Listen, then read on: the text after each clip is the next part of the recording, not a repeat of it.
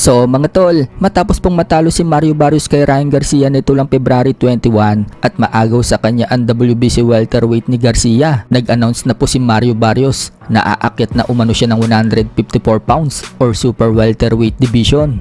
Una na nga pong sinabi ng trainer ni Barrios na hirap na daw itong si Barrios sa timbang, kaya siguro napagpasyahan nila na umakyat na ito ng bagong dibisyon. Maging nga po ang kasalukuyang WBA welterweight world champion na si Rolly Romero. Sinabing nilabanan daw ni Ryan Garcia ang drain na si Mario Barrios, kaya daw tinalo niya ito. So maging kampyong kaya itong si Mario Barrios mga tol sa 154 pounds? Ano sa tingin nyo mga tol? Samantala, Ryan Garcia magbabalik sa ring sa July. Sa post po ni Ryan Garcia ng picture niya sa laban nila ni Mario Barrios, pinakita niya ang body shot niya dito kay Barrios. Yan daw ang paborito niyang shot. At soon, i-announce daw niya yung next fight niya. Excited na nga daw siya ulit lumaban at gutom. At may nakalakip pa po diyang #July. So ibig sabihin mga tol, sa July magbabalik itong si Ryan. So sino kaya ang sunod na makakalaban ni Ryan Garcia? Si Shakur Stevenson na kaya? Devin Haney? O si Rolly Romero? Sa ngayon, nag-i-enjoy si Ryan Garcia ng victory niya. Kahit saan siya pumunta mga tol, bit-bit niya ang kanyang WBC belt. Noong mag-surfing siya,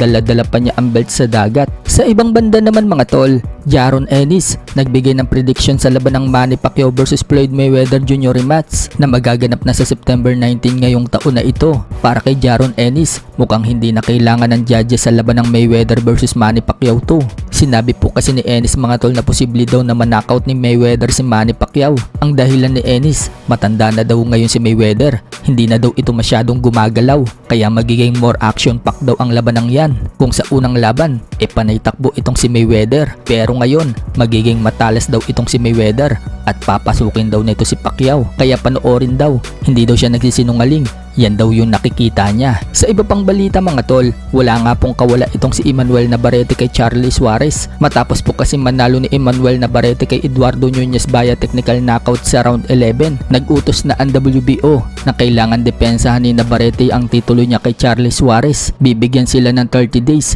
para mag-negotiate at sinabi ng WBO mga tol na kailangan mangyari ang laban na yan sa loob ng 120 days, which is sa June 28 na po yan. Sumukang palag naman po si Navarrete sa rematch kay Suarez. Sinabi kasi na Navarrete na bagamat gusto daw niya makolekta ang mga titulo sa super featherweight, may unfinished business pa daw sila ni Suarez. Noong magkita nga din sila ni Suarez, nagpakita siya ng interest na rematch kay Suarez. Sinabihan niya si Suarez na Navarrete and Suarez 2, kaya umaasa ngayon itong si Suarez mga tol na matuloy ang kanilang rematch. Matatandaan na nauwi po sa controversial ang una nilang laban. Nanalo po itong si Navarrete via technical decision, pero nang i-review po ng commission ang replay, nakita na suntok pala ni Suarez ang nagpabiyak sa kilay ni Navarrete at hindi pala headbutt. So imbis na baliktarin po ang resulta ng laban, ginawa lang po yung no contest, kaya naghahabol ngayon ng rematch itong si Suarez dito kay Navarrete. Samantala, viral naman po ang video ni Jillian Ward nung sukati ni Jillian Ward ang kamao ni Eman Baco sa Pacquiao. Ang laki nga po ng kamao ni Eman